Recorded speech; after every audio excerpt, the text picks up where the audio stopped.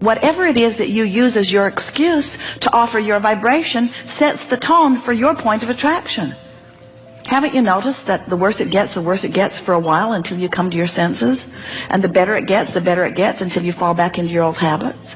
In other words, haven't you noticed that you can get on a run where you're feeling really good and things just get better and better and better, and then some old person shows up in your life or something happens and you get refocused, or you watch CNN, or you go to the movie on global warming and you have a sort of resistance relapse? So we want you to feel the power of your life experience. And the reason that we are taking such a dynamic, dramatic approach to it is because you have had such publicity about something that is causing so many of you to think in a negative way about something that matters to you so intensely. And we've been saying to you for a while that this is the time of awakening. And what the time of awakening means is it's a time of greater contrast, which means it's a time of launching more rockets, which means it's a time of more answering, which means it's a time of more energy flowing, which means it's a time when, if you line up with the energy that is creating worlds and the energy that is a vibrational match to who you are, you thrive in enormous ways. And if you don't thrive in big ways. That's why the rich are richer and the poor are poorer and the well are weller and the sick are sicker. And the middle ground is not as obvious as it once was, because the energy that creates worlds is moving faster than it ever has before, which means it behooves you to find ways to move in the direction of the energy. You don't have to keep up with the energy that creates worlds, but you better be moving in the direction of the energy that creates worlds. Otherwise, it's really hard on you. It's like you're driving down the freeway and you collide with an automobile that's moving the same way that you are. It's not as devastating as if you collide with an automobile that's coming from the other direction. When you get moving in the direction of the energy, you have a much more comfortable ride than when you're bucking the current. When you move against the current that you have been asking for and summoning and has been coming for all of this time, it doesn't work out very well for you. And the first signal that you're doing that is the emotion, the negative emotion that you feel. So, the briefest way to explain it is that you are source energy. You come forth into a physical body. Life causes you to ask for more. That asking is then answered by source energy, because source energy gives its undivided attention to what you are asking for. And as law of attraction is responding to this culmination of all that you are, it creates a very powerful calling or source. Do you acknowledge that law of attraction is a factor in your life experience? Have you shown to yourself that when you hold something as your object of attention, sooner or later, and usually sooner, it shows up in your experience? Do you acknowledge that as you have been in this physical body, you have been thinking a lot of thoughts that now make up the basis of your point of attraction? Do you acknowledge that you have thought thoughts before that you're not thinking now, and since you're not thinking them now, it's not part of your basis of attraction? Do you understand that it's only the thought that is actively being thought that is your basis of attraction? Well, please understand that that is so. You didn't feel very confident about that. But we want you to know that thoughts that you thought before are not affecting you now unless you're still thinking them. And so people worry about unconscious thoughts or subconscious thoughts. And we want to say to you, if it's so subconscious or unconscious that you're not having any emotion around it, then it's not big enough that it has any pulling power. So you do acknowledge that your thoughts do create your reality.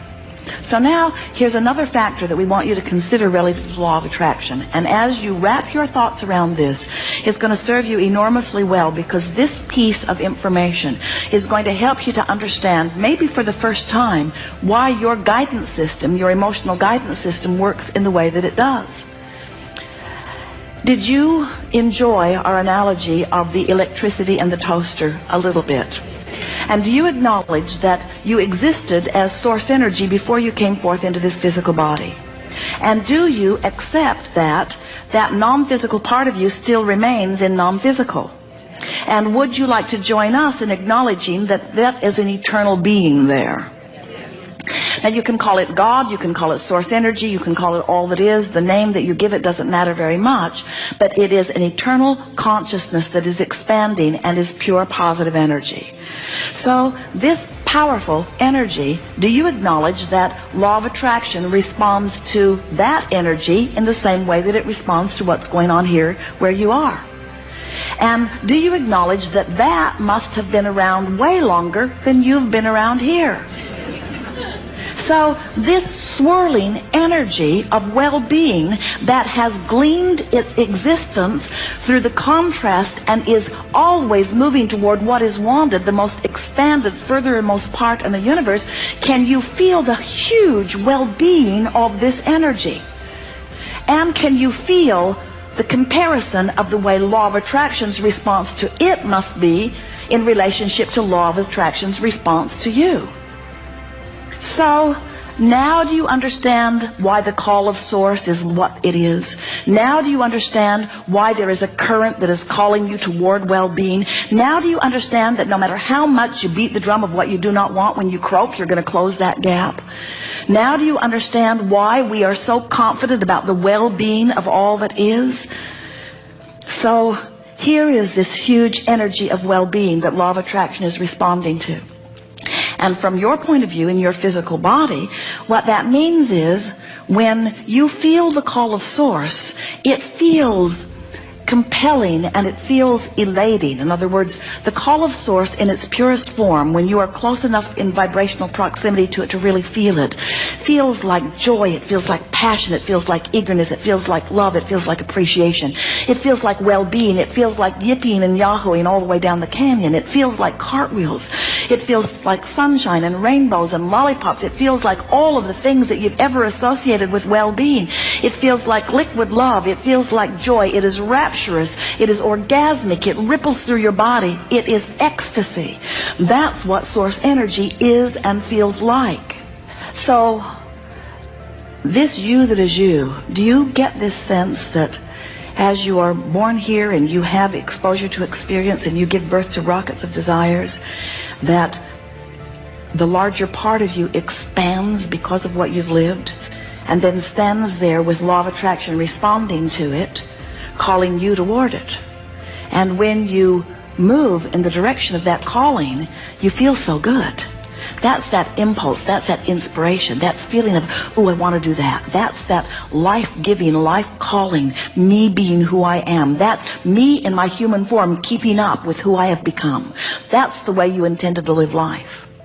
When you feel negative emotion, whether you call it frustration or overwhelmment, or something stronger like anger or rage or hate, or something stronger like disappointment or fear or depression, when you feel those negative emotions, what it always means is you're not letting yourself be you.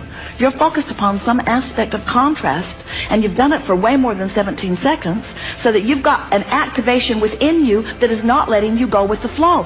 And what happens is, the thing about not going with the flow is that the flow doesn't say, oh, they're not coming, let's wait. The flow keeps going because law of attraction is responding to the larger part of you. Jerry and Esther went whitewater rafting, and the man who was guiding their boat said, friends, this is not Disneyland, we cannot turn this river off.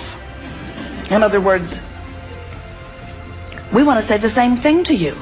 This is not Disneyland. This river cannot be turned off. You cannot turn off the result of all of the desire that you've lived in all of this time. This is Source energy summoning you. You must let yourself be who you are, and if you don't let yourself be who you are, you don't feel good. And it's not about somebody else saying you should be something, you need to be something. It's about life having called it through you and you not going.